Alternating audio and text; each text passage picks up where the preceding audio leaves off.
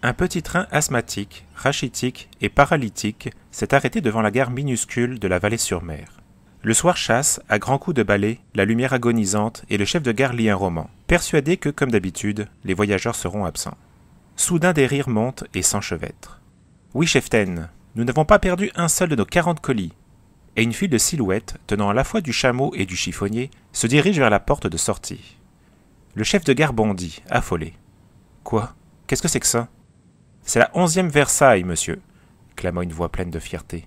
« Connais pas. » À la lueur de l'unique lanterne faisant office de réverbère, il regardait ces visages rieurs encadrés de boucles et de nattes ou de cheveux courts. Un large chapeau de feutre bleu, une vaste pèlerine de même teinte sous laquelle s'amassaient des bagages hétéroclites, elles étaient toutes semblables. « C'est peut-être un pensionnat ?»« Non, monsieur, c'est une compagnie de guides, » répondit une jeune fille qui semblait commander les autres. « Voici nos billets. » Le pauvre homme renonça à comprendre. « Combien êtes-vous ?»« 18.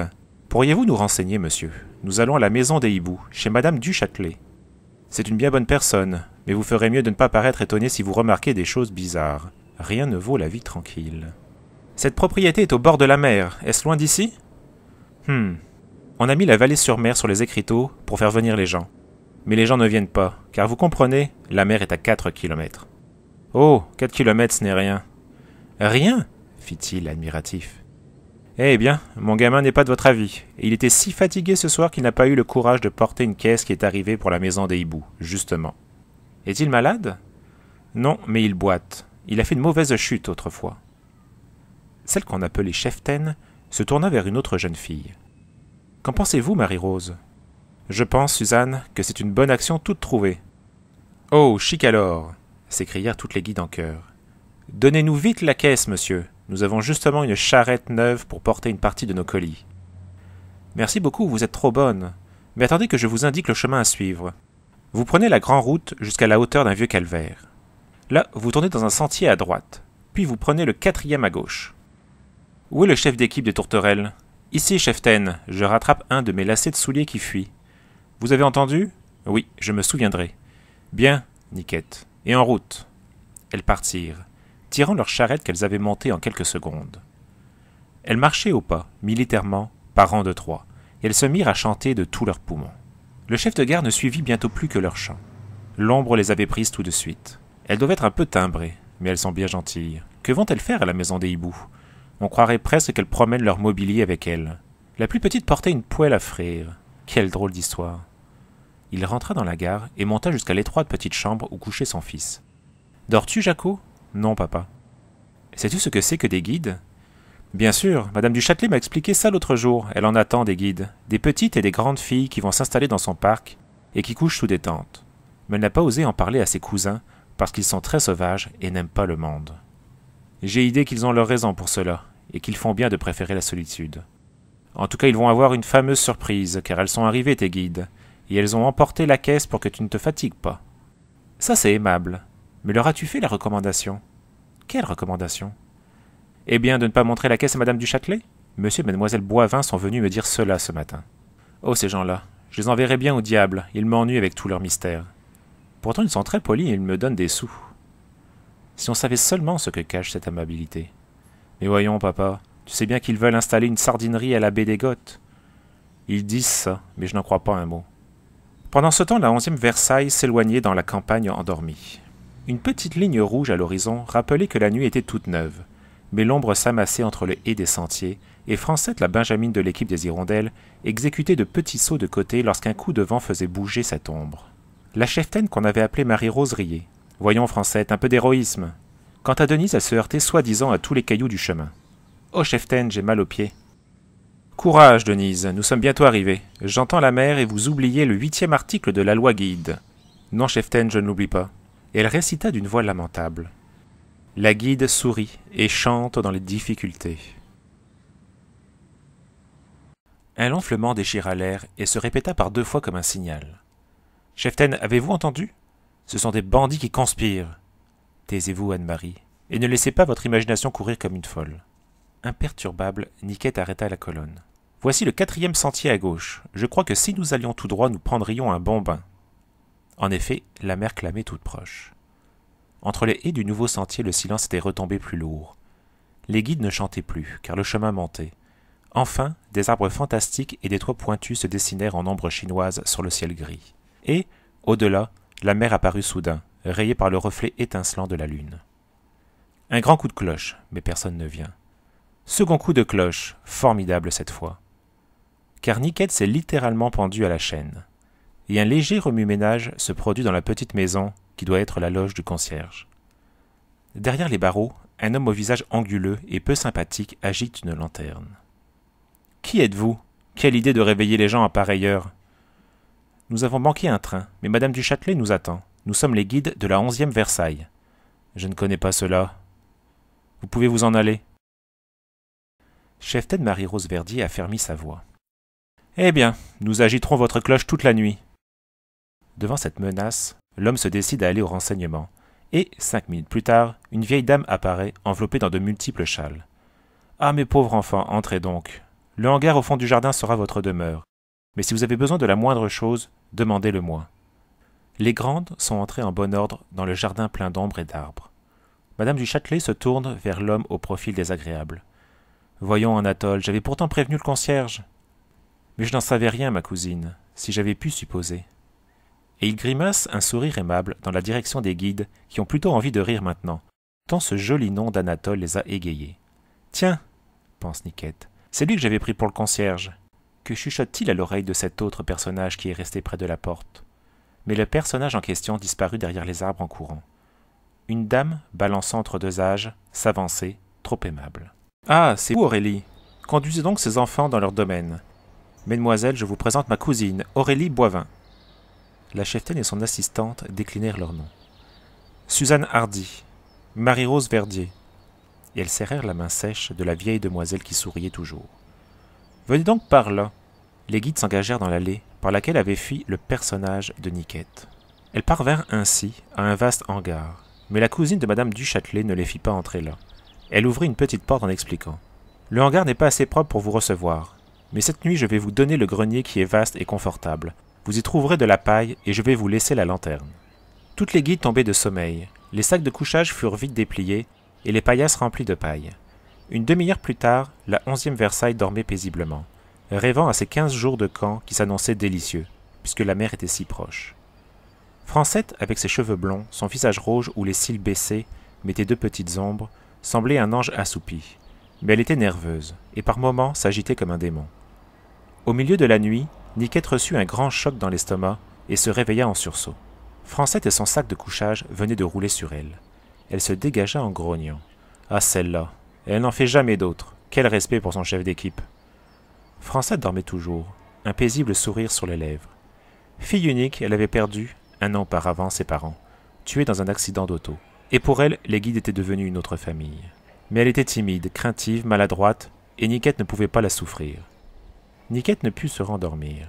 Elle pensait au déjeuner du lendemain, dont son équipe l'avait chargée, et comme toujours elle voulait que son équipe se couvrît de gloire. Puis un galop de souris emplit le grenier et l'une d'elles poussa l'audace jusqu'à venir fureter dans le sac de Niquette. Celle-ci bondit, chassa l'intruse et accrocha son sac à la barre d'un vasistas, afin de le mettre à l'abri d'un nouvel investissement. Mais entre le vasistas et le mur, elle rencontra un morceau de dentelle. Intriguée, elle s'approcha de la lanterne pour mieux le voir. Ce n'était qu'un lambeau chiffonné, mais d'un travail si merveilleux que la fillette en fut frappée. Une voix lui rappela soudain que la nuit était faite pour dormir. « Niquette, couchez-vous !»« Oui, cheftaine. » Elle se glissa sagement dans son sac de couchage, tandis que Marie-Rose Verdier se promenait sur la pointe des pieds dans le grenier pour voir si toutes ses guides reposaient paisiblement et si aucune n'avait froid. Le vent s'était levé et l'on entendait sa voix s'unir à celle de la mer pour ébranler la paix de la nuit. Dans le cliquetis des ardoises, Marie-Rose Verdier crut entendre battre la porte du petit escalier. Elle descendit en éclairant les marches avec sa lampe électrique. Elle avait jeté sa cape bleue sur sa robe de nuit de flanelle, mais elle sentait le vent l'envelopper. Arrivée au bas de l'escalier, elle s'aperçut en effet que la tempête secouait la porte, mais que celle-ci était bien fermée. Elle tourna le bouton, la serrure résista. La porte était fermée à clé de l'extérieur. Qu'est-ce que cela signifie? Elle sentait un malaise l'envahir. Elle ne connaissait Madame du Châtelet que par des amis communs, et le chef de guerre avait parlé de ses cousins d'une façon pleine de sous-entendus. Mais, heureusement, elle était calme et bien équilibrée. Elle haussa les épaules pour chasser les craintes qui l'assaillaient, et remonta sans bruit l'escalier. Nous aurons demain l'explication de cette porte si bien fermée. Lorsque Niquette, qui avait décidément le sommeil léger, se réveilla pour la seconde fois, la lanterne s'était éteinte et le grenier se trouvait plongé dans une obscurité presque complète, où seuls les vasistas mettaient de petits rectangles gris. Qu'est-ce qui a pu me réveiller? Tandis qu'elle réfléchissait, elle entendit, entre deux rafales, un léger bruit qui venait du rez-de-chaussée. Elle écarta la paille qui entourait son sac de couchage, afin de coller son oreille sur le parquet. Mais le vent hurlait de nouveau, et elle ne distingua plus rien. Elle allait se rendormir déçue lorsqu'elle remarqua un petit ray lumineux entre deux lattes du plancher. Elle glissa son couteau dans cette mince ouverture pour l'élargir encore et elle regarda. Elle n'avait qu'un champ de vision très étroit, mais pourtant elle put apercevoir, dans une clarté douteuse, des silhouettes qui s'agitaient. C'est étrange, cela. Je ne peux pas croire que le dévouement de ces gens aille si loin qu'ils soient en train de nettoyer le hangar pour faciliter notre installation. Au dehors s'éleva le cri angoissant et douloureux d'un hibou. Cette fois j'ai compris d'où venait le nom de cette maison. Mais je ne sais d'où vient cette hâte qui empêche les personnes qui s'agitent en dessous de moi de dormir. Le sommeil lui ferma les paupières avant qu'elle eût pu approfondir cette question. Mais elle aurait peut-être eu des cauchemars si elle avait entendu une voix murmurer dans le hangar « Il faudra faire partir ces gamines. Elles nous gênent. » Un coup de sifflet strident. Cheftaine Hardy crie « Guide, toujours !» et 18 voix répondent dans un bel ensemble « Prête !» Elles ont bondi hors de leur sac de couchage et seule Niquette se frotte les yeux en disant « Mon Dieu, comme j'ai mal dormi !»« C'est bien votre faute, » répond Cheftaine Verdier. Et Niquette lève les yeux vers les poutres du toit pour les prendre à témoin d'une telle injustice. La tempête s'est calmée, un soleil accueillant se faufile entre les arbres du parc et s'étale victorieux sur les pelouses.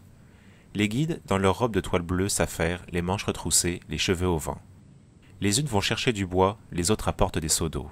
Niquette ne songe plus qu'à la préparation du déjeuner, où elle espère que son équipe va se surpasser. « Comment? J'ai déjà été chercher mes provisions dans une ferme et le feu n'est pas encore allumé. »« Eh bien, Francette, je vous fais mes compliments les plus sincères. Il vous faut 1 heure, n'est-ce pas, pour allumer un feu en couloir. Et c'est le plus simple. Si c'était un feu polynésien, il vous faudrait sans doute 1 semaine ?» Rouge et ébouriffée, Francette se brûle les doigts et arrive à peine à obtenir une petite flamme vacillante. Sous les reproches de son chef d'équipe, elle baisse la tête et ne répond rien. Elle sait bien qu'elle est maladroite et elle est habituée aux rebuffades de Niquette. Pendant ce temps, les deux cheftaines ont réussi à joindre Madame Boivin. Celle-ci, plus souriante que jamais, apparut très surprise en apprenant l'incident de la nuit. « Comment? Votre porte était fermée à clé? Oh, quel ennui! J'ai dû tourner la clé machinalement, par habitude. N'en parlez pas à ma pauvre cousine. Elle serait désolée. Elle voudrait tant que vous soyez content de votre séjour. » Elle minaudait sans grâce, mais son regard soupçonneux allait de l'une à l'autre jeune fille. « Auriez-vous donc mal dormi cette nuit ?»« Oh non, mademoiselle, bien au contraire, mais j'avais cru entendre la porte battre, et ce n'était que le bruit du vent s'engouffrant dans l'escalier. » Elles revinrent au campement situé au fond du jardin, entre le hangar et le mur du parc.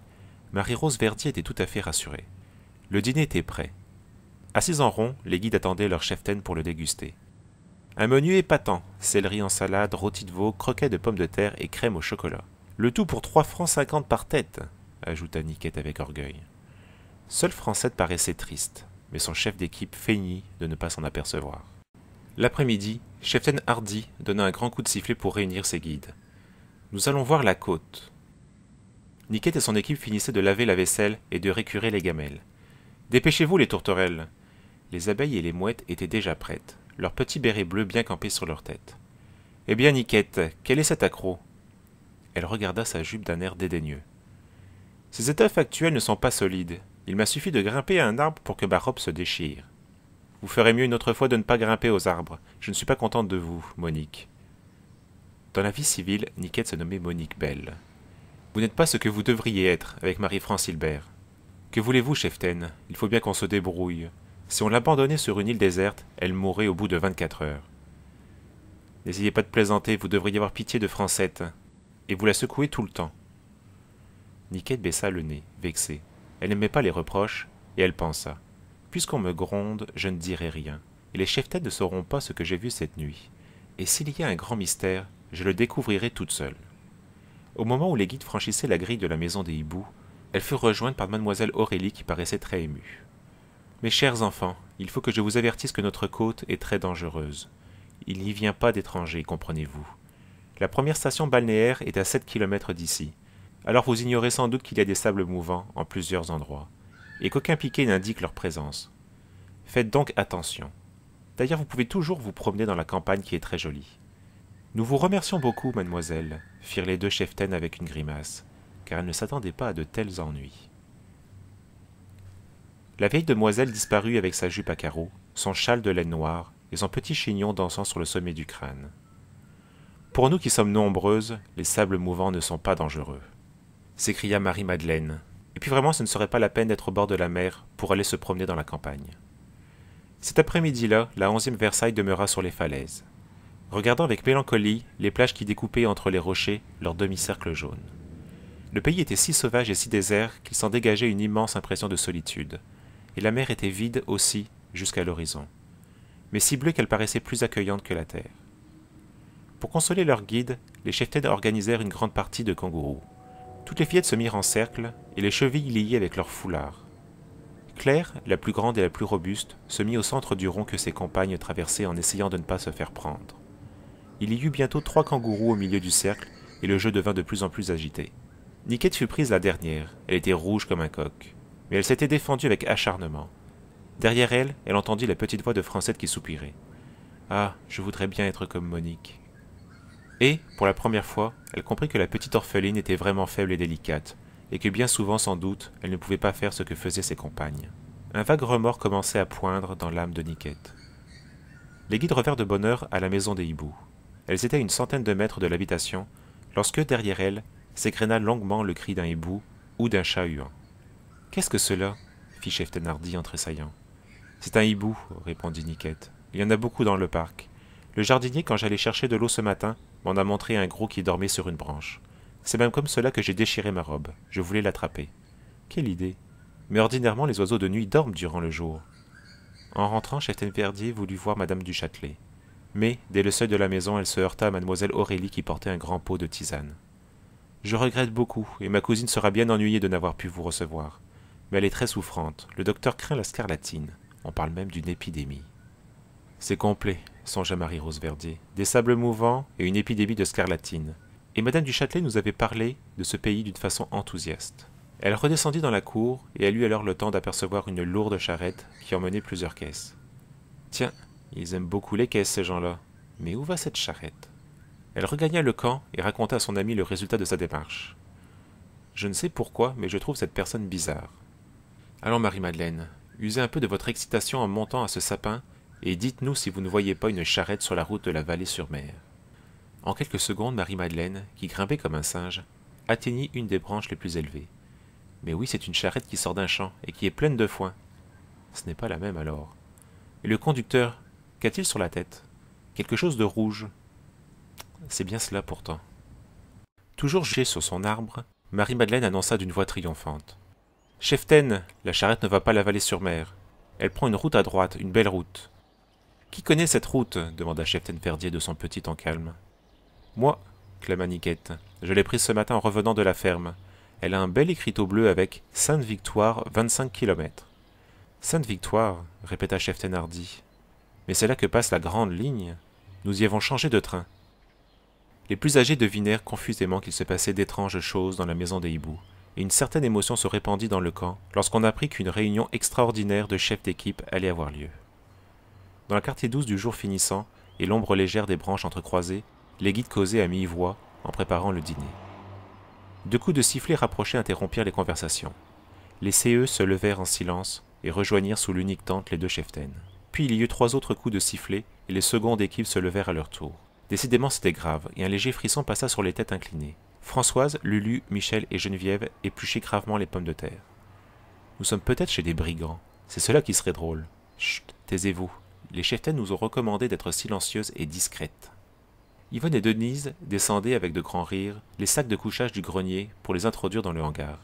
« Oh, mais c'est touchant, » plaisanta Denise. « Ils ont tout lavé, tout balayé, c'est un vrai palais. Ce matin déjà, tout le hangar était vide, et ils nous avaient raconté hier soir qu'il était plein. »« Ils n'ont pas de loi guide qui les oblige à la franchise, » répondit Yvonne sentencieuse. Elle humait l'air avec componction. « Ça sent le tabac. »« Cela t'étonne, moi pas. Je suis persuadé que M. Anatole fume 10 pipes par jour et Mlle Aurélie 3 paquets de cigarettes. » Pendant ce temps, le conseil de chef se déroulait impressionnant, sous la tente de toile brune. Les 8 visages étaient graves. « Vous vous souvenez, disait Marie-Rose Verdier, Des paroles mystérieuses du chef de gare? Eh bien, je suis certaine maintenant que les convives de madame du Châtelet sont loin d'être les braves gens et qu'elle ne le sait pas. Nous ne savons rien de précis, mais il faut observer ce qui se passe autour de nous. Nous avons peut-être à faire ici un travail de justice, une bonne action plus grande que nos bonnes actions journalières. Niquette avait envie d'avouer ce qu'elle savait, mais quand on a commencé à se taire, il est bien difficile de parler. Georgette, qui était chef d'équipe des abeilles, rejeta en arrière ses longues nattes blondes. Elle était l'aînée de 10 enfants, ce qui l'avait rendue calme et réfléchie. Oui, je trouve ces gens trop aimables. Le concierge, le jardinier et sa femme, la cuisinière et sa fille, sans compter les cousins de madame du Châtelet, tous, ils nous font des sourires. Mais en même temps, on dirait qu'ils ont envie de nous mordre. Certainement nous les dérangeons, approuva avec fougue la brune Anne-Marie, chef équipe des mouettes.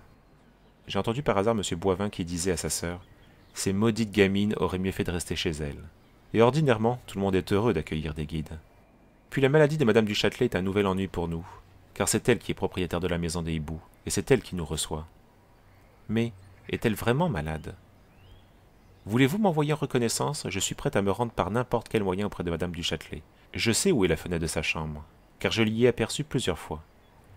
Odette était adroite et sportive, et après avoir échangé quelques mots, les cheftaines acceptèrent ses offres de service. Si vous pouviez parler à madame du Châtelet, cela nous aiderait beaucoup. Il faudra tenter cette aventure avec prudence demain matin. Et demain après-midi, nous irons à Marfraisa-Plage, la station dont nous a parlé mademoiselle Aurélie, là où nous ne craindrons pas de sable mouvant. Et maintenant, ajouta chef Thénardier, qui gardait une inquiétude au fond de ses yeux clairs de Lorraine, recommandez le silence à tous vos guides. Il ne faut pas que ces gens se méfient de nous. C'est entendu, cheftaine. Niquette sortit la première de la tente. Est-on allé chercher de l'eau? Oui, Yvonne et Francette sont partis avec des seaux. Niquette alla à leur rencontre et les trouva qui pleuraient près de la pompe. Elle avait eu le temps d'ailleurs d'apercevoir une robe à carreaux qui s'enfuyait. Qu'y a-t-il? Francette, surtout, paraissait désespérée. Mademoiselle Aurélie nous a dit de faire bien attention, car il y avait un homme noir dans le pays, qui avait déjà essayé 2 fois de brûler le hangar. Et j'ai tellement peur maintenant. Pour la première fois, Niquette se fit pitoyable. Il ne faut pas croire cet épouvantail. Les hommes noirs n'existent que dans les contes de fées. Et d'abord, je suis là pour vous défendre. Oubliez ces bêtises et venez. Le lendemain, Niquette réclama avec autorité, elle était née pour commander, prétendaient ses compagnes, un rôle dans l'expédition qui s'organisait. Elle n'aimait pas les places effacées et rêvait toujours de se couvrir de gloire. Les autres chefs d'équipe protestèrent. Si commissaire Niquette ne voulait pas passer avant tout le monde, ce serait bien étonnant. Elle prit sa voix la plus douce pour répondre. Ce n'est pas Georgette avec ses joues rougissantes, ni Anne-Marie avec sa fougue inquiétante qui serait capable de missions dangereuses. Les cheftaines se fâchèrent, mais elles connaissaient bien l'énergie, le calme et l'adresse de Niquette. Elles la chargèrent donc de surveiller les allées et venues des habitants de la maison. Sous prétexte de chercher tantôt de l'eau, tantôt du bois, tantôt des légumes, Niquette ne quitta pas les abords de la cour d'entrée. Elle vit ainsi partir le cousin Anatole et la concierge qui conduisait la fameuse charrette, vide cette fois. Puis elle remarqua qu'une des grandes jarres de terre cuite, qui se trouvait contre le mur près de la grille, ne contenait rien et était percée de plusieurs trous sur le côté. Elle se glissa donc dans la jarre, et, blottie dans cet admirable poste d'observation, elle ne quitta plus des yeux la porte de la maison. Quelques minutes s'écoulèrent, puis le jardinier parut sur le perron après avoir jeté des regards furtifs autour de lui. « En voilà un, pensa Niquette, qui n'a pas la conscience tranquille. Il portait 2 bêches sur son épaule, et il sortit du jardin avec des précautions de voleur. Sa femme, qui le guettait sans doute, le suivit avec un grand sac pendu au bras. Où vont-ils donc tous ce matin, et si peu de temps avant le déjeuner? Enfin la cuisinière apparut à son tour. Elle allait chercher des fruits dans le verger, et sa fille l'accompagnait portant un paquet de linge qu'elle voulait sans doute étendre au soleil. Il n'y avait donc plus dans la maison que madame du Châtelet et sa cousine Aurélie. C'était le moment désiré pour tenter d'investir la mystérieuse demeure. Niquette sortit en hâte de la jarre et rejoignit cheftaine Verdier et Odette, qui l'attendaient sous les premiers arbres du parc. « Fort bien, Niquette, je vais aller demander à mademoiselle Aurélie la permission de voir madame du Châtelet. Elle me la refusera, mais je la retiendrai le plus longtemps possible, et Odette profitera de cet instant de répit pour pénétrer dans la chambre de la malade. Vous vous tiendrez à distance, Odette, quoique je sois persuadé qu'à son âge, madame du Châtelet n'a pas pris la scarlatine. Vous avez bien compris? Alors en avant. » Marie-Rose Verdier rajusta sa cravate, et, prenant un air digne, elle vint d'un pas lent frapper à la porte de la maison silencieuse dont les volets à demi clos semblaient fermés sur quelque énigme. Mademoiselle Aurélie accourut aussitôt, la mine effarée. « Que voulez-vous, mademoiselle ?» Elle tenait son tablier bleu retroussé serré contre elle, comme si elle y cachait quelque chose. « Je voudrais voir madame du Châtelet. Je ne crains pas la contagion, et je suis sûr que ma visite lui ferait plaisir. » Oh, je n'en doute pas, mais elle est trop fatiguée pour être même en état de parler. Plus que jamais, Marie-Rose eut la certitude que la vieille demoiselle mentait, mais il ne s'agissait pas, pour l'instant du moins, d'avoir l'air de douter de ses paroles. Je regrette beaucoup cette consigne. J'aurais désiré avoir des renseignements sur la plage de Marfresa, celle dont vous nous avez parlé l'autre jour. J'ai l'intention d'y conduire mes guides cet après-midi. Ah, vraiment, c'est un peu loin. De l'autre côté, vous avez Tarmont, qui est plus près, et qui est très gai avec du beau sable. Je l'ai vu sur ma carte, mais nous irons là-bas un autre jour. La route passe par les terres et nous aimons mieux suivre la côte. Vous avez des cartes? Mais oui. Et, afin de gagner du temps, Marie-Rose parla avec une sage lenteur de l'organisation technique des camps, tandis que mademoiselle Aurélie avait peine à cacher sa mauvaise humeur. Ensuite, la jeune cheftaine aborda la question de la nature du sol, et d'un coup d'elle remonta à la création, en passant par le déluge. La vieille demoiselle la regardait avec inquiétude, ne découvrant qu'une douce candeur au fond des yeux verts clairs levés vers elle. Pendant ce temps, Odette réalisait son plan d'attaque. Blottie dans le feuillage épais d'un chêne qui se dressait juste devant la fenêtre de madame du Châtelet, elle pouvait plonger dans la chambre. Elle vit ainsi mademoiselle Aurélie sortir de la pièce en portant un plateau chargé de vaisselle. Elle attendit alors quelques secondes, puis elle s'avança sur une branche que son poids inclinait vers le balcon. Ses mains s'accrochèrent à la balustrade de fer. Un léger rétablissement, et elle sauta sur le balcon. Elle poussa la porte-fenêtre qui n'était pas fermée, et elle pénétra dans la chambre sur la pointe des pieds. Elle aperçut tout de suite la malade qui sommeillait dans son lit, la tête appuyée sur des oreillers. Elle était un peu pâle, mais elle n'avait pas l'air gravement atteinte, comme le prétendaient ses cousins. « Bonjour madame, comment allez-vous » Madame du Châtelet ouvrit les yeux et sourit.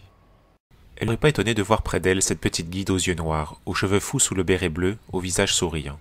« Je m'excuse, madame, de vous déranger, mais j'ai dû pénétrer ici comme les anges, parce que votre cousine ne veut laisser entrer personne. Oui, elle est terrible, soupira la vieille dame. Elle dit toujours qu'elle fait tout cela pour mon bien, mais j'en doute quelquefois. Moi aussi, fit Odette avec aplomb. Mais qu'en pense votre médecin? Oh, personne ne l'a fait venir. Je ne suis pas très souffrante, je crois, mais tellement fatiguée, oh, tellement. Aurélie dit que ce n'est pas la peine d'appeler un docteur. Il ne faut pas la croire, mais ne vous inquiétez pas, nous nous occuperons de cela. Alors, Aurélie n'est pas aimable avec vous? Mais si, très aimable. Elle nous fait des sourires comme ça. Et Odette esquissait une affreuse grimace qui fit rire la malade. Seulement, elle ne nous aime pas, et elle nous dit du mal du pays. Elle voudrait nous faire partir, disent les cheftaines. Non, supplia madame du Châtelet, ne partez pas, je suis si seule ici. De vous sentir là dans ma maison, si jeune, si courageuse, si gaie, cela m'est un grand réconfort. Elle baissa la voix. Et puis tenez, il y a des jours où mes cousins me font peur. Ce sont les enfants du fils d'une de mes belles-sœurs. Leur père était un homme malhonnête, qui mourut en les laissant dans la misère. C'est pour cela que je les ai recueillis. Et depuis, je m'en repens. Ils ont fait partir tous mes domestiques et les ont remplacés par d'autres qui ne me sont pas sympathiques. Ça c'est vrai, approuva Odette. À ce moment, une chanson monta sous les arbres du jardin. Il faut que je me sauve. Niquette m'avertit que cette chère mademoiselle Aurélie revient. Au revoir, madame, et ne vous tourmentez pas, car je vous promets que les guides ne vous abandonneront pas et vous débarrasseront de ces gens-là, si c'est possible. Voyez-vous, la parole d'une guide est sacrée. Elle disparut sur le balcon et se laissa glisser le long de la balustrade. Niquette l'attendait sous le chêne. J'ai entendu la porte de la maison se fermer. Tu as bien fait de filer. Et alors? Viens, je te raconterai cela plus loin. As-tu parlé des sables mouvants? Non, je n'ai pas eu le temps. Les cheftaines écoutèrent en silence le rapport d'Odette et celui de Niquette. Elles étaient tout à fait certaines maintenant que les cousins de madame du Châtelet se livraient à des occupations suspectes. Des voleurs, des espions, des faussaires, toutes les hypothèses furent envisagées, mais les indications précises manquaient. Ce qu'il faut, en tout cas, c'est prévenir le docteur. Nous devons faire notre devoir, même si cela nous attire des ennuis. Niquette fronçait les sourcils. Je me charge, moi, de le prévenir sans qu'il sache que ce sont les guides qui l'ont prévenu. Je vais à la Vallée-sur-Mer ce soir avec Claire et Anne-Marie pour chercher les provisions de la semaine. Oui, c'est vrai, j'ai oublié que vous alliez au village ce soir. Eh bien, tâchez de vous débrouiller d'une façon intelligente. C'est entendu, cheftaine, répondit Niquette avec une voix vibrante d'orgueil. Lorsque les cheftaines furent seules, elles soupirèrent en chœur. Niquette est une guide précieuse pour nous, mais qui vaincra jamais son orgueil et son caractère difficile. Je n'ai plus guère d'espoir à ce sujet, avoua Marie-Rose Verdier, et nous n'avons pas le temps de penser à cette cure morale. Nous avons d'autres responsabilités terriblement lourdes. Oui, nous nous souviendrons, je crois, du camp de la maison des hiboux.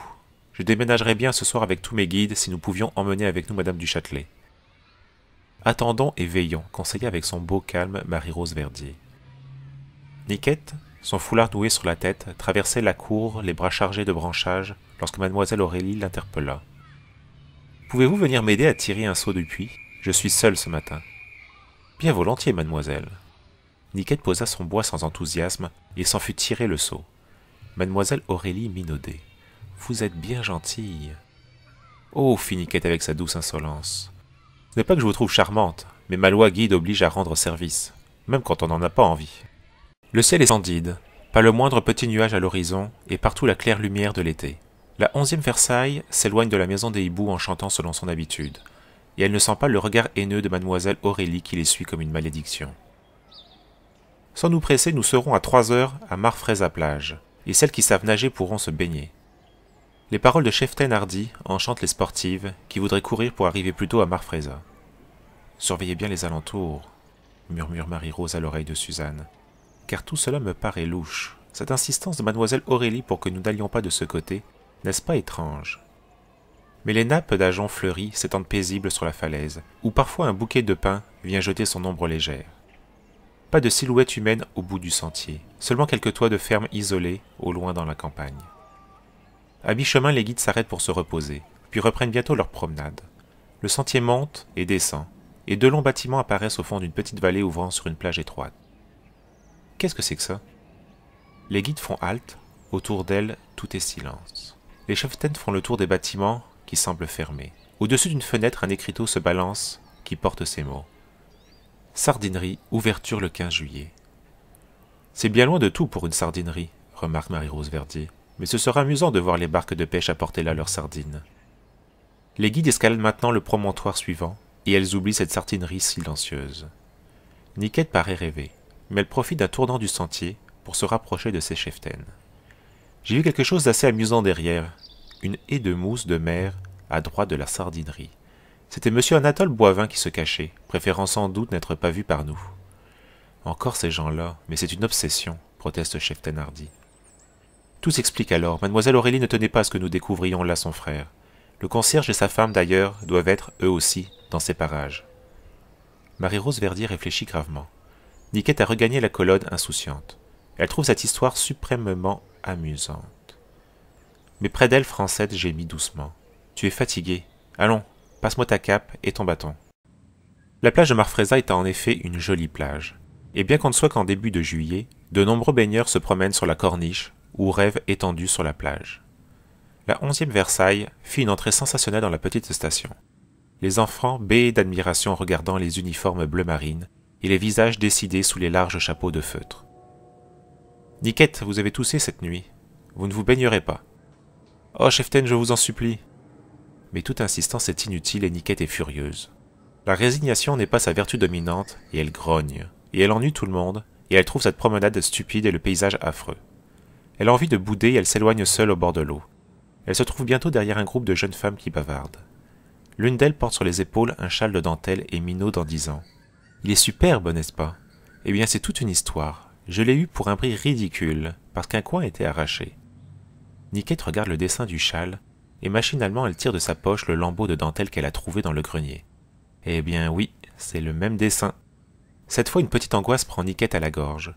Comment ce châle a-t-il pu appartenir aux habitants de la maison des hiboux? Pourquoi fut-il déchiré, et où donc cette dame a-t-elle pu l'acheter? La voix mélodieuse de l'élégante continuait. Je l'ai découvert chez la marchande de broderie de la Corniche. Ce châle a traversé bien des drames. Il appartenait à une grande dame russe qui, obligée de fuir pendant la nuit, le déchira dans une porte et qui, ayant échoué en France, dut le vendre en un jour de misère. Ces pauvres Russes. Cette fois, Niquette ne comprenait plus du tout. Que venait faire cette dame russe dans l'aventure de ce châle? Elle roula dans sa tête des pensées confuses durant toute l'après-midi, et elle faillit 20 fois se confier à la cheftaine Verdier, mais sa vieille rancune persistait. Le retour à la maison des hiboux s'effectua sans incident. Les guides trouvèrent de gros bouquets de fleurs à l'entrée de leur camp et un grand paquet de gâteaux venant de l'unique pâtissier de la Vallée-sur-Mer. « Si je ne connaissais pas le pâtissier, avoua Suzanne à son amie, j'aurais jeté ces gâteaux. »« Non vraiment, vos craintes vont si loin ?»« Oui, de telles amabilités de la part de ces gens m'inquiètent beaucoup.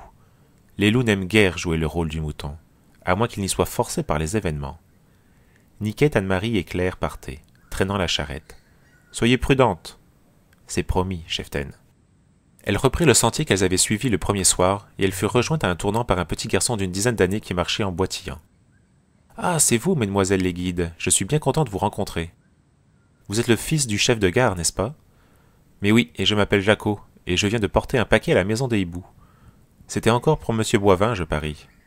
Oh, il en reçoit tout le temps, il dit que c'est pour sa sardinerie qui va s'ouvrir dans 2 jours. Nous ne croyons guère ce qu'il dit. Ni moi non plus. » Ils se regardèrent en riant. « Les Boivin ont-ils des amis dans le pays? » Non, pour sûr. Ils vivent comme des sauvages et ne voient jamais personne, sauf les propriétaires de quelques fermes de la côte qu'ils ont réussi à amadouer. Ils entraient dans le village. Le jeune Jacot quitta les 3 guides en jurant qu'il irait bientôt voir leur camp. Niquette, tout en faisant ses achats, observait les maisons. Elle découvrit bientôt celle du docteur avec sa plaque de cuivre. Monsieur Drouard, médecin. En sortant de la charcuterie, elle remarqua que l'auto du docteur stationnait devant la porte. D'un geste négligent, elle sortit d'une de ses poches un papier plié en 4 et elle dit à ses compagnes « Nous pouvons rentrer. » Arrivée à la hauteur de l'auto, elle jeta un coup d'œil dans l'intérieur de la voiture et vit que le nom du propriétaire était bien le même que celui qui était gravé sur la plaque de cuivre. La rue était déserte et une des glaces à demi baissées. Niquette passa, indifférente. Claire et Anne-Marie marchaient devant elle, discutant avec une certaine âpreté au sujet du prix des œufs. Derrière la barrière de la gare, Jacot guettait leur passage. « Bonsoir, mesdemoiselles, avez-vous trouvé tout ce que vous vouliez? »« Mais oui. »« Oh, c'est un beau pays, la Vallée-sur-Mer. »« Vous oubliez les sables mouvants. »« Hein? » Mademoiselle Aurélie nous a dit qu'il y en avait sur toutes les plages, ce qui rendait la côte très dangereuse. Jacot, d'abord stupéfait, riait maintenant à s'en rendre malade. « Eh bien, pour une grande menteuse, c'est une grande menteuse. Il n'y a jamais eu de sable mouvant dans la région, je vous le jure. Je connais bien la côte, puisque je vais y pêcher des crabes très souvent. » Les guides, la main levée, firent le salut scout à leur nouvel ami et s'éloignèrent, mais une profonde inquiétude les envahissait. Le retour au camp fut assez lugubre. Malgré son énergie, Niquette et ses amis sentaient peser sur elle l'ombre des haies. Leurs camarades les accueillirent avec leur gaieté habituelle, et cela les soulagea. En apprenant que les sables mouvants n'avaient jamais existé que dans l'imagination de mademoiselle Aurélie, la 11e Versailles fut ravie et vota un banc admiratif. Cum cam kim les moulini, les moulinas, et cum cam qui, et cum cam ka, les guides ici, les guides sont là. Mais les cheftaines toute la nuit eurent d'épouvantables rêves. L'animosité des Boivin devenait trop évidente. Francette, elle aussi, eut des cauchemars. Niquette se réveilla en l'entendant gémir. Elle sursautait dans son sommeil en criant « J'ai peur, défendez-moi, un homme noir !» Cette fois, Niquette ne se fâcha pas, mais elle murmura « Pauvre gosse !» Puis elle se leva et s'approcha du sac de couchage de la benjamine des guides. Francette venait d'ouvrir les yeux, elle se mit aussitôt à pleurer. Maternelle, son chef d'équipe remonta ses couvertures avec des gestes presque caressants. « Allons, ne pleure pas, tu rêvais, ce n'est pas vrai, il n'y a pas d'homme noir. Et puis, ne suis-je pas là pour te défendre ?» Francette se pendit à son cou. « Je t'aimerais bien, va, si tu voulais. Je t'admire tant. Tu n'as jamais peur et tu sais tout faire. Allons, je t'adopte, tu seras ma petite sœur, vu que je n'en ai pas. Ferme les yeux et dors. Mais alors, reste là tout près de moi. » Et l'égoïste Niquette resta là, tenant dans sa main la main de celle que la veille encore, elle bousculait tant. Elle frissonnait un peu sous sa cape, mais elle resta et elle songeait, faisant malgré elle un sérieux examen de conscience. Si elle savait ce que je suis au fond, elle m'admirerait moins. Cette pensée finit par la décider à faire l'effort que sa conscience lui demandait. Non, cela ne peut plus durer, je raconterai tout demain au cheftaine. Et, tandis qu'elle veillait, une forte odeur de roussi parvint jusqu'à elle. Brusquement, elle se souvint de la menace de mademoiselle Aurélie et courut à l'une des portes du hangar. Là, elle s'arrêta saisie d'épouvante, ne pouvant pas crier ni faire un pas. En sortant de chez lui pour rentrer sa voiture, le docteur Drouard aperçut un petit papier blanc posé sur le volant. Il le prit, étonné, le déplia et lut ces mots. Madame du Châtelet étant malade, prit le docteur Drouard de venir la voir le plus tôt possible à la maison des hiboux. Les yeux dilatés d'épouvante, Niquette regardait à travers la vitre de la porte. La petite meule de foin appuyée au hangar flambait, éclairant étrangement la nuit. Enfin, dominant sa frayeur, Niquette appela à mi-voix. « Cheftaine, cheftaine !» Suzanne et Marie-Rose bondirent. « Quoi qu'y a-t-il ?»« Venez vite, c'est le feu, le hangar va flamber d'un moment à l'autre. » Elles s'élancèrent et virent tout de suite le danger. Il ne faut pas ouvrir cette porte, avec le courant d'air les flammes s'engouffreraient à l'intérieur. Niquette, courez à la maison des hiboux, demandez du secours. Pendant ce temps, nous allons tâcher de lutter contre le feu, sans réveiller celles qui dorment. Niquette jeta sa cape sur son pyjama et s'élança. Au-delà de la clarté rouge des gerbes qui brûlaient, c'était la nuit du ciel et des arbres, avec de rares étoiles qui paraissaient plus lointaines que de coutume. Au-dessus de la tête de Niquette, Un hibou se mit à hurler. D'autres cris lui répondirent. Mais Niquette n'y prit pas garde. Elle atteignit la cour au moment où un monsieur inconnu sortait de la maison et s'apprêtait à monter dans une auto qui stationnait près de la grille. « Au secours, le hangar brûle !»« Qu'est-ce que c'est que cette bêtise ?» clama la voix désagréable d'Anatole Boivin. « N'écoutez pas ces histoires. » Niquette étendit la main. « Regardez !» On apercevait la lueur rouge du brasier au fond du jardin. « Eh bien, je vous félicite, monsieur, » fit le docteur, « de la façon dont vous vous occupez de ces enfants que madame du Châtelet vous a confiés. Réveillez vos domestiques et faites apporter des seaux d'eau. En attendant, je vais voir ce qu'on peut faire. » Le médecin suivit Niquette et trouva les deux cheftaines de la 11e Versailles qui s'attaquaient vaillamment à la meute, arrachant les bottes que le feu n'avait pas encore atteintes ou qui commençaient à brûler. « Ce n'est pas trop grave, car même si le hangar avait flambé, vous auriez pu sortir. »« Oui, monsieur, mais pensez à l'effroi de nos guides. » »« C'est vrai. » Les domestiques arrivaient avec de l'eau et le feu fut éteint. « Comment cette meule a-t-elle pu s'enflammer ainsi ?» s'informa le docteur Drouard. « Oh, ces jeunes filles font cuire leur repas sur des feux de bois, il se peut très bien qu'hier soir, un de ces feux n'ait pas été éteint, » fit mademoiselle Aurélie en minaudant. « Nous dispersons nous-mêmes les dernières cendres avant de nous coucher, » protestèrent les deux cheftaines. Le regard du médecin alla des jeunes visages pleins de franchise aux faces hypocrites des habitants de la maison des hiboux. « Je ne crois pas qu'il faille chercher là la cause de cet accident. Je vous dis adieu, mesdemoiselles, n'oubliez pas que vous pouvez compter sur moi et que j'estime beaucoup les guides et les scouts. » Il se tourna vers les Boivin. « J'espère que vous comprendrez enfin votre responsabilité. Vous aviez déjà négligé de m'avertir de la maladie de cette pauvre madame du Châtelet, et vous l'avez affaiblie par une diète inutile.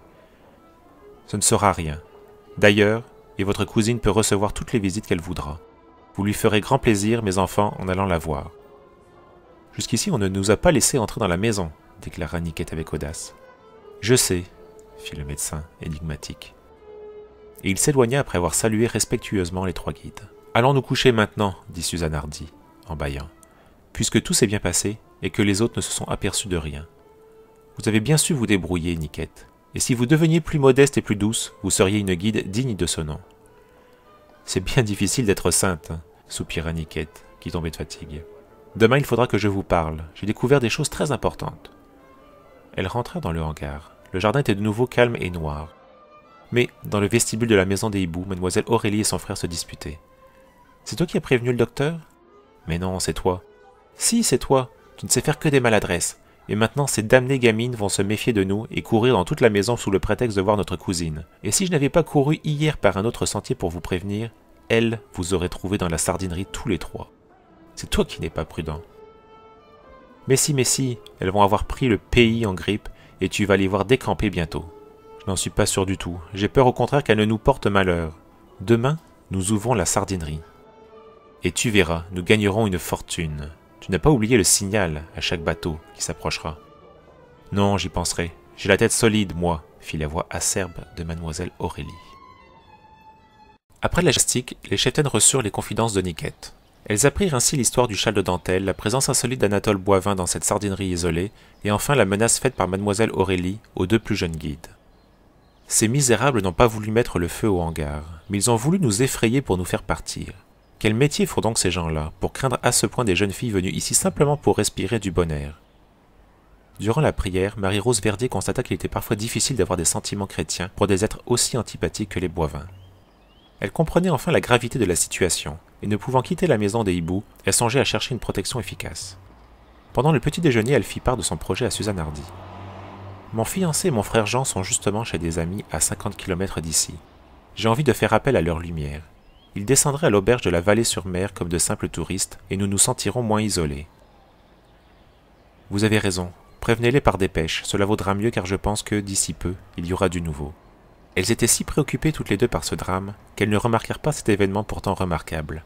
Niquette recoiffait Marie-France Hilbert avec un soin de mère. « Elle doit être malade, » chuchotaient les autres guides. Et même elle lui raconte une histoire. Tous les charmants oiseaux de jour avaient remplacé les lugubres oiseaux de nuit, et Pépier en voltant au-dessus du camp, dans l'attente des miettes qu'on leur jetterait. Entre deux arbres, la mer apparaissait toute bleue et calme. « Ce soir, annonça chef Thénardier, nous dînerons sur la plage. Nous ferons un feu de camp splendide et nous y préparerons celui que nous offrirons dimanche aux enfants du village. » Un tonnerre d'applaudissements accueillit cette nouvelle, et la journée fut délicieuse. Les Boivin ne se montrèrent pas, et les guides s'ébattirent en paix sur la plage enfin conquise. Niquette et Francette, qui semblaient devenus, comme par enchantement, les meilleurs amis du monde, revinrent d'une course dans une ferme avec un chien superbe sur les talons. « Où avez-vous trouvé cette bête ?»« Au bord du chemin, où elle pleurait à fendre l'âme, » répondit Niquette. « Elle avait une patte blessée, je l'ai pansée et elle s'est laissée faire. Depuis, elle ne veut plus nous quitter. Le fermier nous a dit qu'il la connaissait bien, qu'elle appartenait à la ferme de la Hue, mais qu'elle ne voulait plus y rester depuis que les propriétaires avaient changé. »« Gardons ce brave chien, » fit Marie-Rose Verdier, qui aimait beaucoup les bêtes. « Ce sera notre défenseur. » Le feu de camp dura jusqu'à 10 heures du soir. Il s'éteignit enfin et Cheftaine Hardy siffla le rassemblement. Mais, tandis que les guides se groupaient pour partir, une petite fenêtre s'alluma au dernier étage de la maison des hiboux, puis rentra dans l'ombre au bout de quelques secondes. « Serait-ce un signal ?» grogna Anne-Marie. « Ces gens sont vraiment gênants. » Machinalement, Niquette s'était retournée, et dans la grisaille du crépuscule qui s'étendait sur la mer, elle devina la silhouette d'un voilier. Les guides regagnèrent sans bruit leur hangar, afin de ne pas réveiller Madame du Châtelet qui devait dormir à cette heure. Diane, c'était le nom du chien, marchait sagement derrière Niquette. Tandis que celles qui avaient hâte de dormir se glissaient déjà dans leur sac de couchage, les chefs d'équipe parlaient encore du feu de camp. Par une fenêtre entr'ouverte, pénétrait une brise encore tiède, et une branche de sapin avançait sa main verte.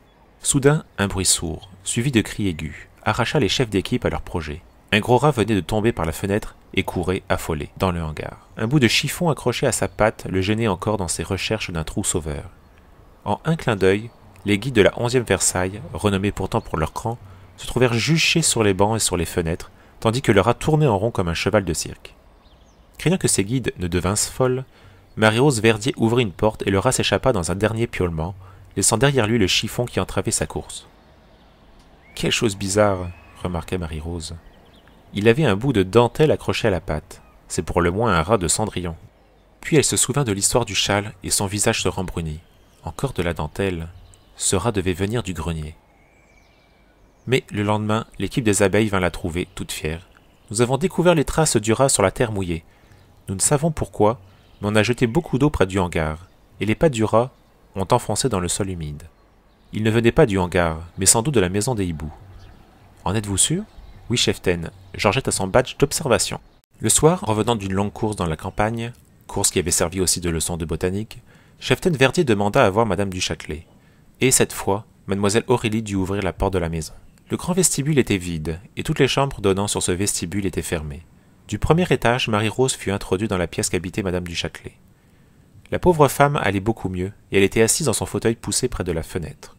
En voyant qu'Aurélie allait et venait dans la chambre avec l'intention d'y rester, Madame du Châtelet murmura. « Laissez-nous seuls, Aurélie. Vous intimideriez cet enfant. Mais il faut que je la reconduise. Oh, elle saura bien trouver le chemin toute seule. » Avec un regard haineux vers la jeune cheftaine, la vieille demoiselle dut battre en retraite. « Parlons bas, » conseilla Madame du Châtelet, « car je soupçonne fort tous ces gens d'écouter aux portes. Heureusement, nous sommes près de la fenêtre et la pièce est grande. » Elle soupira. « Je suis persuadée maintenant qu'ils voulaient me forcer à rester ici pour que je ne voie pas ce qu'ils font. Mais dès que je serai plus forte, je visiterai ma maison de fond en comble. Croyez-vous que depuis 6 mois, Anatole a la clé de ma cave et qu'il prétend l'avoir perdue? Mais je suis sûr que c'est faux. »« De votre cave ?» répéta Marie-Rose. « Vous n'avez aucune idée de ce qu'ils font ?»« Aucune. Ils reçoivent souvent des caisses, c'est tout ce que je puis vous dire. Et votre cousin fume beaucoup. »« Oh oui, énormément. »« Ah !» fit Marie-Rose d'un ton déçu. « Vous ont-ils parlé de cette sardinerie qu'ils ouvrent d'ici peu, entre la maison des hiboux et Marfreza-Plage ? » ?»« Mais oui, ils m'ont emprunté de l'argent pour la faire bâtir et ils espèrent gagner de grosses sommes. Je n'ai jamais vu des personnes aussi avares. » Marie-Rose se levait. « Il faut que je vous quitte. Mes guides m'attendent pour dîner, mais je reviendrai vous voir. Ce sera très gentil de votre part. » Marie-Rose sortit de la pièce et referma la porte derrière elle. Elle se dirigea alors vers l'escalier. Mais, brusquement, la lampe qui éclairait le vestibule s'éloignit et elle ne vit plus rien. Elle continua à marcher dans la direction de l'escalier, mais elle entendit un bruit bizarre, une sorte de raclement de planches, et elle se heurta à une cloison. Elle crut s'être trompée de chemin. Elle revint sur ses pas et rencontra un mur. Elle eut l'impression d'être une souris prise au piège. Elle pensa à rechercher la chambre de Mademoiselle du Châtelet, mais elle eut peur d'épouvanter la vieille dame. Verdier se décida enfin à chercher la porte de Madame du Châtelet. Mais quand on est plongé soudain dans l'obscurité et dans le dédale de couloir d'une maison inconnue, il est presque impossible de se diriger. Elle finit bien par rencontrer une porte en tâtonnant, mais elle était fermée à clé et résista sous sa poussée. Pourquoi et comment l'avait-on enfermée? Qu'espérait-on? L'impressionner? Elle, si calme d'habitude, commençait à s'énerver. Ah, si elle avait eu sa lampe électrique. Mais elle l'avait laissée au camp. Elle fouilla les poches de sa jaquette et ne trouva que son couteau. En secouant la porte de nouveau, elle se rendit compte qu'elle ne résistait pas à cause de sa serrure, mais à cause sans doute d'un verrou qui devait être tiré. Avec le poinçon de son couteau suisse, elle tâta la rainure de la porte et rencontra en effet un verrou. Elle eut alors une lueur d'espoir. Si le verrou était simple, elle était peut-être sauvée. Elle poussa la petite barre métallique avec la pointe de son poinçon, et le verrou glissa imperceptiblement. Marie-Rose continua son travail et enfin le verrou céda. Avec d'infinies précautions, pour ne pas révéler sa victoire, elle pénétra dans la pièce, puis referma le verrou derrière elle. Elle ne distingua rien, d'abord. Mais bientôt, elle devina 2 fenêtres, aux volets fermés, qui laissaient passer cependant une vague lumière. Peu à peu, les meubles sortirent de l'ombre, puis le dessin d'une porte sur la gauche. Mais elle ne s'attarda pas à passer l'inspection de cette pièce. Elle bondit vers une des fenêtres, l'ouvrit et faillit pousser un cri de joie en sentant l'air frais du jardin qui venait caresser ses joues brûlantes. Elle mesura la distance qui la séparait du sol. Bon, c'est jamais qu'un étage. Et elle sauta dans le vide. Elle tomba sur le bord d'une pelouse et se tordit un peu la cheville. Mais elle ne s'en aperçut pas, tant elle était heureuse d'avoir retrouvé sa liberté. Quand elle entendit les rires de ses guides, elle songea aussitôt à reprendre la tenue impeccable d'une cheftaine. Elle ne voulait pas qu'on sût son aventure.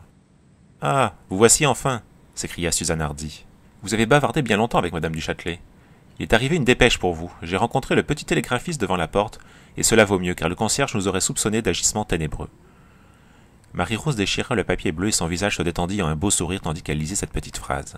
« Seront demain à la Vallée-sur-Mer, J et M. » La seconde initiale, surtout, lui fit battre le cœur. C'était celle du prénom de son fiancé, Marc Vauquelin. Pendant que les 2 cheftaines parlaient à voix basse, Niquette s'occupait activement de Francette. Cette dernière était un peu enrhumée et se laissait soigner avec joie par son chef d'équipe, qui la bourrait de tisanes et de bonnes paroles. L'orgueilleuse et indomptable Niquette était vaincue par cette toute petite Francette, qui avait su trouver le chemin de son cœur. « Oui, grognait Niquette. J'avais déjà 5 frères plus âgés que moi et ennuyeux au possible, et maintenant j'ai un bébé de sœur, mais c'est plus gentil. » Tandis que les autres se couchaient, les cheftaines lui firent signe de venir leur parler. « Nous allons vous confier un secret. Nous sommes contentes de vous, et nous pensons que vous saurez vous taire. Mon frère et mon fiancé arrivent demain à la Vallée-sur-Mer, continua Marie-Rose Verdier. Ils viennent ici pour mener une enquête sur les Boivin. Ça, c'est une fameuse idée. Je vous enverrai demain, avant la messe, porter un mot à ce brave docteur Drouard pour que je puisse voir mon frère et mon fiancé chez lui, loin des curieux qui pourraient avertir les Boivin. J'ai compris, cheftaine. Toute la population de la Vallée-sur-Mer fut très intriguée en voyant la 11e Versailles se diriger en bel ordre vers l'église pour y assister à une messe matinale. Les guides n'avaient plus leur allure de jeunes bohémiennes vivant en plein air. Dans leurs uniformes bleus, elles étaient raides et impeccables. En sortant de l'église, Marie-Rose Verdier alla sonner à la porte du docteur. Quelques minutes plus tard, dans le jardin vieillot et discret des Drouards, elle retrouvait son frère et son fiancé. Elle leur expliqua la situation en leur donnant les détails les plus précis. Jacques Verdier soulignait chaque événement par une grimace et le docteur hochait la tête avec régularité. Quant à Marc Vauquelin, lorsqu'il apprit la dernière aventure dont Marie-Rose avait été victime, il s'emporta. « Mais ce sont des bandits dangereux. Tenez, je suis persuadé que cette maison est truquée. »« Peut-être, mais je pense que vous trouverez les renseignements les plus intéressants dans cette fameuse sardinerie qui vient de s'ouvrir. » Un pas grinça dans l'allée. Ils se retournèrent tous. Une jeune guide s'avançait, l'air décidé. « Ah, c'est vous, Niquette. Je vous présente la chef d'équipe des Tourterelles. Qu'y a-t-il de nouveau ? Peu de choses, mais j'ai pensé que cela vous intéresserait. En marchandant du poisson, j'ai appris que les Boivin vendaient leurs sardines à des prix très bas. Cela étonne tout le monde, car ils ne doivent presque rien gagner. » Marc et Jean dressaient leur plan tout en mangeant un poulet succulent dans la petite salle de leur auberge. « Moi, disait Jean, je recueille les racontards des fermiers. Et moi, je me charge de la sardinerie. Ce doit être leur centre d'opération. Avec mon appareil photographique, j'aurai l'air d'un touriste innocent. Et, sous prétexte de demander des renseignements, je m'introduirai dans la maison. » Au même moment, les guides déjeunaient, sous leur toit de branches. Elles en étaient au dessert lorsqu'elles virent arriver le jeune fils du chef de gare. « Bonjour, Jaco. Nous vous invitons à goûter de notre crème au chocolat. Elle sent très bon. Quel gourmand, on va lui en donner une assiette pleine. » Françoise le servit gravement, en lui laissant remarquer. « Elle est très bonne, car c'est moi qui l'ai sucrée. C'est meilleur que ce que fait la cuisinière de la maison des hiboux. Tu as déjeuné là-bas » s'enquiert Anne-Marie, qui a la mauvaise habitude de tutoyer tout le monde. « Oui, 2 fois. »« Alors vous devez connaître la maison » demande Marie-Rose Verdier. « Un peu. N'est-elle pas truquée à l'intérieur ?»« Truquée ? Enfin, n'y a-t-il pas des cloisons qui peuvent se refermer en changeant l'aspect ordinaire de la maison ?»« Oh mais si. Madame du Châtelet un jour m'a parlé de cela. La maison des hiboux est très vieille, elle a connu le temps où les gens se battaient dans le pays. Et à ce moment-là, elle servait de cachette pour ceux qui avaient peur, je pense. D'ailleurs, je comprends ça. Alors clic-clac, des planches descendaient, bouchant des couloirs, et personne ne pouvait deviner ce qui s'était passé. Tout s'explique, murmura Marie-Rose Verdier. Le jeune Jacot secouait la tête d'un air supérieur. Voyez-vous, c'est une maison très bien pour des voleurs. Des voleurs? Mais oui, tout le monde croit que monsieur Anatole et mademoiselle Aurélie vendent des sardines. Mais papa dit, lui, qu'ils s'enrichissent en volant. Hier, on a enlevé plusieurs milliers de francs dans la ferme des Troènes, et je crois bien que ce sont les Boivin qui ont fait le coup. Les guides se regardaient avec inquiétude. Si leurs ennemis faisaient cette jolie besogne, ils ne devaient pas aimer, en effet, des voisines trop perspicaces. Durant tout l'après-midi, les deux jeunes gens se promenèrent dans la campagne et errèrent autour de la sardinerie, sans rien découvrir de suspect. Pendant ce temps, les guides répétaient une dernière fois le programme de leur feu de camp. Le soir venu, elles arrivèrent, fanion en tête, sur la place de l'église, où tous les habitants les attendaient avec impatience. Elles firent un grand feu pyramidal, puis elles commencèrent par danser la gigue écossaise. Ensuite, elles mimèrent plusieurs chansons et firent des tableaux vivants, qui leur attirèrent de nombreux applaudissements et déchaînèrent un fol enthousiasme parmi la jeunesse. Puis ce fut le retour dans la nuit tombante, tandis que le feu s'éteignait doucement. Francette était fatiguée et avançait avec une sage lenteur. À cause d'elle, les tourterelles se laissèrent distancer et restèrent en arrière, protégées par la fidèle Diane, qui aboyait dès qu'elle devinait une ombre un peu suspecte. En débouchant sur la côte, Niquette aperçut la lueur inquiétante qu'elle avait déjà vue en haut de la maison des hiboux. Elle inspecta la mer, grise et douce, sous le regard bienveillant des étoiles, et elle distingua deux barques qui glissaient comme des fantômes. La lumière se fit dans son esprit. La lueur était bien un signal, et ces bateaux mystérieux devaient déposer leur cargaison à la sardinerie. Mais il ne s'agissait certainement pas de sardines. Elle en était là de ses réflexions quand une voix désagréable s'éleva derrière elle, avec l'harmonie d'une poulie rouillée. « Comment? Les autres guides sont déjà rentrés et vous restez là à rêver ?»« Mais oui, je rêve. Je songe à écrire à mon oncle pour qu'il vienne ici. »« Et pourquoi donc? »« Parce qu'il est inspecteur de police. » L'homme lui tourna le dos et s'éloigna en jurant, poursuivi par les aboiements les plus hargneux de Diane. Le lundi, Madame du Châtelet put descendre pour la première fois, et elle réclama aussitôt la clé de sa cave. « Je vous assure, ma cousine, protesta Anatole, que je n'ai pas encore pu la retrouver. Vous ne me ferez pas croire que la cave est fermée depuis 3 mois. Mais si, comme elle ne contient rien d'important, ce n'est pas grave. » Odette traversait la cour, elle entendit la discussion et cria à la cantonade. « Ne vous tourmentez pas, madame, votre clé est dans la loge du concierge. » Elle revint 3 secondes après, tenant la clé. Le guidisme développe l'esprit d'observation. L'autre jour, j'ai entendu M. Boivin qui disait « Et surtout, cachez bien la clé de la cave dans votre pot de géranium. » J'ai repéré le pot de géranium et voilà. « Sale gosse !» hurla le vieil Anatole, qui ne se maîtrisait plus, et essayait d'arracher la clé de la main de la fillette. « Ah mon Dieu !» s'écria Madame du Châtelet. « C'est bien ce que je craignais. Vous êtes des voleurs. » Elle titubait et tomba sur le sol comme une masse. Odette sauta de côté. « Misérable, vous ne l'aurez pas, votre clé !» Et d'un geste rapide, elle la lança dans le puits. Puis, saisissant son sifflet, elle siffla en morse « SOS ». Les guides accoururent. Avec leurs bâtons et leurs capes, elles firent une civière et y étendirent Madame du Châtelet qui était toujours sans connaissance. Puis elles la montèrent dans sa chambre. Le cousin Anatole avait disparu. Quant au domestique, il ne se montrait pas. « Il faudrait prévenir tout de suite le docteur, » dit Cheftaine Verdier.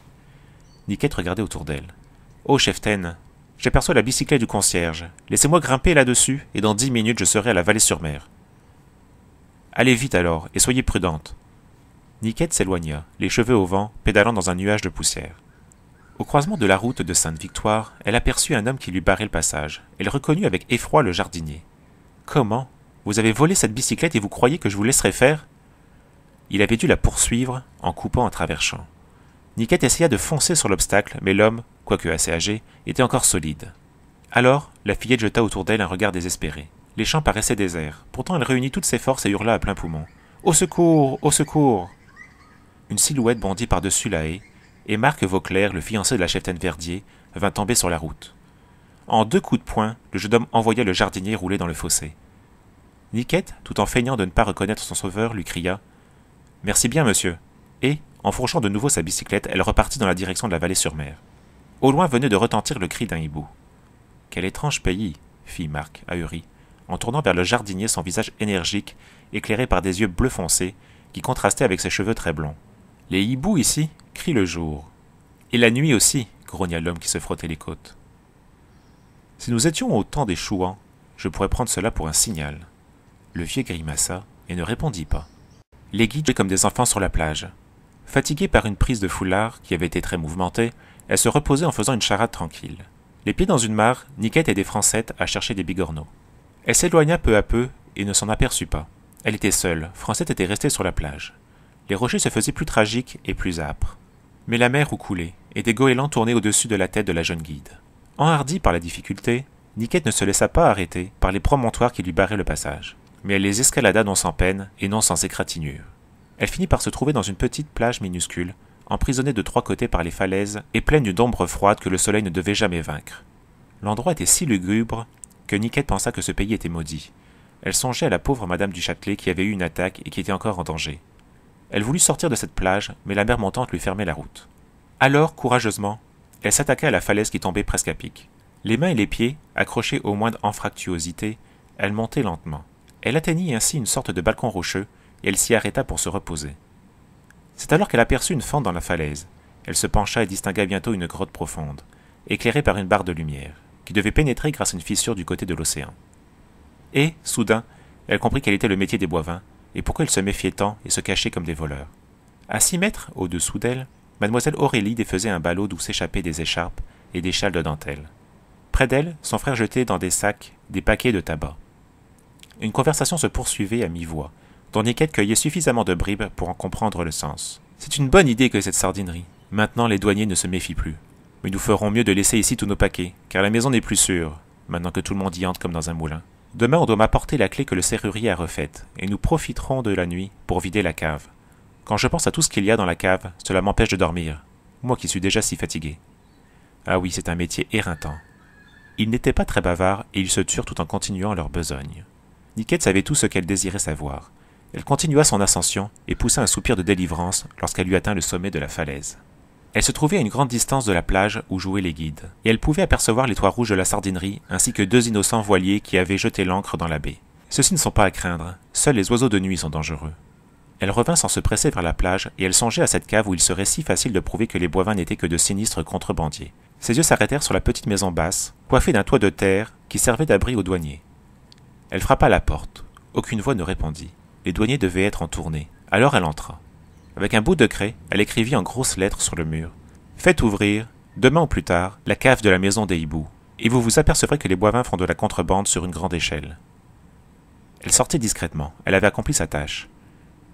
Au bout d'une 50aine de mètres, elle se retourna, surprise d'entendre aboyer derrière elle, et fut rejointe par Diane toute frémissante. « Tu es encore allé vagabonner, c'est très mal. » Mais la brave bête s'agitait, gémissait, levait la tête, et Niquette finit par apercevoir un papier blanc passé dans son collier. « Suis tombé entre les mains de ces misérables. Marc Vauquelin. » Le drame se compliquait brusquement. Niquette allait partir en courant afin d'avertir Chef-Tête Verdier lorsque 2 voix trop connues l'empêchèrent de réaliser ce plan. « Comment, vous vous promenez ainsi toute seule ?»« Non, j'ai mon chien. » Mademoiselle Aurélie continua. « Rentrez donc avec nous à la maison des hiboux. Ne sommes-nous pas d'ailleurs responsables de vous ?» ajouta Anatole. « Quel père d'hypocrite !» pensa Niquette qui suivait des yeux le déroulement des rochers, espérant voir surgir une silhouette. Son attente ne fut pas déçue. Elle vit bientôt une petite forme bleue qui s'agitait à 300 mètres d'elle. Elle avait une vue excellente et elle reconnut Odette. Elle guettait le moment où sa compagne relèverait la tête, tout en répondant d'une façon nébuleuse aux phrases acides des Boivin. Enfin, elle déclara « Je ne puis vous suivre. Il faut que je fasse ma gymnastique. » Et elle se mit à lever les bras et à les abaisser sous l'œil ahuri de ses ennemis qui ne comprenaient rien à cette exhibition. Quand Niquette eut fini d'envoyer son message en céphamore, Odette lui répondit, et par le même moyen, qu'elle avait compris et disparut derrière un rocher. Les Boivin s'étaient éloignés, furieux. Alors la jeune guide se mit à courir. Elle ne savait pas ce qu'elle ferait, mais elle était sûre que Marc Vauquelin s'était laissé prendre près de la sardinerie. Quand elle aperçut les 2 toits rouges, elle se faufila derrière une haie et parvint ainsi à quelques mètres d'une des petites portes qui ouvraient sur la campagne. À l'angle du champ se trouvaient de vieilles cordes jetées là par les marins qui venaient vendre leurs sardines. Tiens, si je me faisais un lasso, cela peut toujours être utile. Silencieuse, Diane la regardait nouer une des cordes. Soudain des cris retentirent. La porte de la sardinerie s'ouvrit sous une poussée violente. Échevelé, les vêtements déchirés, Marc sortit comme une trombe. Derrière lui venait un homme qui hurlait « Arrêtez-vous, je vous abats !» C'était le concierge. Il tenait en effet un revolver. Il visa le fugitif, mais avant qu'il eût pu appuyer sur la gâchette, une corde passa en sifflant par-dessus l'œil, vint s'abattre autour de ses épaules et le jeta à terre. Fière de sa capture, Niquette s'était rejetée dans l'ombre sans avoir été vue ni de Marc ni du concierge. Elle noua solidement le bout de son lasso à un piquet afin que sa victime ne pût pas se libérer tout de suite. Puis elle repartit paisible, suivie de son chien. Tandis qu'elle revenait, elle rencontra 2 douaniers qui lui demandèrent s'ils pouvaient faire le soir même une perquisition dans la maison des hiboux et si cela n'effraierait pas Madame du Châtelet. Il prenait des airs mystérieux qui firent presque sourire Niquette. « Vous pouvez venir, elle est trop malade pour s'en apercevoir. C'est une mesure générale d'ailleurs, nous faisons des visites domiciliaires sur toute la côte. » Elle approuva de la tête, mais ne les crut pas. Sur la route de la Vallée-sur-Mer, Marc rencontra Marie-Rose et son frère qui accouraient affolés. « Tu n'es pas blessé ?» demanda Jacques. « Non, mais enfermé dans une cave par ces gens qui prétendaient que j'étais un voleur. J'ai réussi à m'échapper. L'homme qui me poursuivait a failli me tuer. Au moment où il allait tirer sur moi, un lasso, lancé presque aussi bien que par Paul Coz, l'a jeté à terre. Comme c'est étrange, il n'y a pas de scout que je connaisse ici, fit Marie-Rose qui ignorait que Monique, belle, avait été dressée par ses frères et maniait le lasso avec la dextérité d'un cow-boy. Le soleil s'inclinait vers la mer. 8 heures du soir. Après les émotions de cette journée, les guides dînent en bavardant avec animation. Vous avez eu du sang-froid, Niquette, et par votre message nous avons pu savoir le danger que courait mon fiancé. Heureusement, grâce à une intervention quasi miraculeuse, Marc a échappé à la mort. Niquette va parler. Elle ouvre la bouche pour raconter, comme autrefois, avec des mots choisis, cette dernière aventure où elle s'est couverte de gloire. Mais son regard rencontre celui de Francette, affectueux et admiratif. Alors elle se tait. Ne s'est-elle pas promis maintenant de monter, de lutter contre son orgueil ? Mesdemoiselles les guides, venez, on vous demande. Elles se retournent et aperçoivent la figure comique et radieuse de Jacot. J'ai accompagné les douaniers et les gendarmes qui viennent faire une perquisition ici. Ils veulent vous interroger. Les guides ont abandonné leur dîner et elles suivent Jacot qui est très excité. Dans la cour de gendarmes garde à vue des domestiques et les boivins. Un des douaniers salue et explique. Nous avons été avertis que la cave de cette maison contenait des choses qui devaient nous intéresser. Nous le pensons aussi, répond les cheftaines. Mais vous devrez enfoncer la porte. Sous quelques coups de hache, la porte céda. Et, à la lueur des lanternes, les douaniers aperçurent de nombreuses caisses. Elles étaient toutes pleines de paquets de cigarettes anglaises ou de dentelles. C'était un véritable entrepôt de contrebandiers. Marie-Rose Verdier raconta avec précision tout ce que les guides avaient remarqué depuis leur arrivée. La sardinerie servait certainement de premier relais. Et nous avions au contraire été rassurés par elle. Nous ne saurons jamais quel est le généreux inconnu qui a sauvé M. Vauquelin, et qui nous a livré le secret de cette cave. Mais sans vous, mesdemoiselles, cette affaire n'aurait pas été déclenchée, et à l'heure actuelle, ces misérables continueraient à jouir paisiblement de l'impunité. Le soir même, les Boivin et leurs complices partaient sous bonne garde pour la prison de Sainte-Victoire. Les guides se chargèrent d'annoncer à Madame du Châtelet que ses cousins étaient de vulgaires contrebandiers. La pauvre femme, qui se remettait lentement, ne parut pas étonnée. Je me doutais bien que ce n'étaient pas d'honnêtes gens, et je remercie la 11e Versailles de m'en avoir délivré. La 11e Versailles, madame, n'a fait que son devoir. Elle a tenu bon, tout simplement. Et ce furent adieux. Tandis que les douaniers vidaient la grotte qu'ils avaient découverte, grâce à un avis aussi mystérieux que le premier, et que les gendarmes fouillaient les caves secrètes de la sardinerie, les guides faisaient leur paquet. Le ciel était pur derrière les branches. Et, au-delà du jardin, la mer commençait, radieuse et scintillante sous la bénédiction du ciel sans bornes. Anne-Marie faisait gravement l'inventaire de tout ce qu'on ne devait pas oublier. Cheftaine Hardy se hâtait avec calme, surveillant les 3 équipes. Et Cheftaine Verdier voulait absolument faire un pastel pour emporter un coin du paysage. Peut-être songeait-elle aussi que son fiancé était, grâce à Dieu, reparti sain et sauf de ce terrible pays. Claire gémissait en essayant de faire un nœud de pêcheur. Pour nouer ses couvertures, il n'y arrivait pas. C'est drôle tout de même. On n'entend plus les hiboux gémir pendant le jour. Mais, voyons, faisait Lulu, en secourant Claire. Les hiboux diurnes, c'étaient les cousins de Madame du Châtelet. Comme elle est calée, fit Denise d'un air détaché, en penchant son joli visage vers une bassine pleine d'eau qu'elle nettoyait. Michel, assise sur un tronc d'arbre abattu, refusait de donner son aide pour les travaux vulgaires. Je rédige le journal de la compagnie, et j'ai besoin de calme et de silence. Sa sœur Marie-France contemplait avec effroi la 212e tâche qu'elle venait de faire à sa jupe. Georgette s'efforçait de calmer Marie-Madeleine, qui était presque insupportable. Antoinette et Yvonne recousaient avec sagesse tous les boutons perdus pendant ces 15 jours de camp et répétaient en chœur « Nous avons toutes été aussi bien que des héroïnes de romans. Quelles histoires nous allons raconter à la maison ?» Monique passait l'inspection de l'uniforme de Francette. « Tu comprends, il faut que ta grand-mère soit édifiée par ta tenue et qu'elle comprenne que le guidisme est une chose épatante. » Tout le monde est prêt. On chante le chant des adieux sous les fenêtres de Madame du Châtelet. Ce n'est qu'un au revoir. Puis toutes les guides se raidissent, ont une attitude respectueuse pour dire la prière scout, dont les belles paroles montent vers le ciel comme un vol d'alouettes. Seigneur Jésus, apprenez-moi à être généreuse, à donner sans compter, à combattre sans souci des blessures. Et tandis que Niquette répète d'une voix profonde, apprenez-moi à me dépenser sans attendre d'autres récompenses que celle de savoir que je fais votre sainte volonté. Personne n'a vu 2 larmes couler le long des joues fraîches. Mais qui donc pourrait croire le chef d'équipe des tourterelles capable de pleurer? Oui, l'indomptable Monique Bell, orgueilleuse comme un jeune paon, indépendante comme un oiseau de mer, commença à comprendre le vrai sens de la vie. Pour Francette, pour elle-même, elle veut devenir digne de sa loi guide.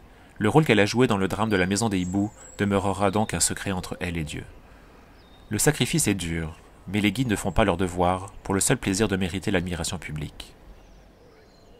Un coup de sifflet, la petite colonne s'ébranle dans le chemin bordé de haies en fleurs, d'où s'envolent des moineaux. Le soir vient doucement, comme un ami d'enfance qu'on attend sans crainte.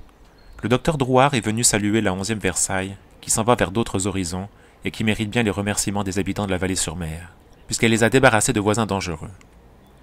On vient d'arrêter 3 fermiers, qui, non contents d'allonger leurs faits, aidaient les Boivins dans leur élégant commerce.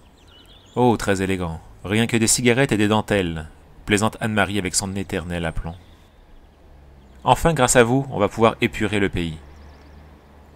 Voici le petit train, ridicule et sympathique. La nuit est venue.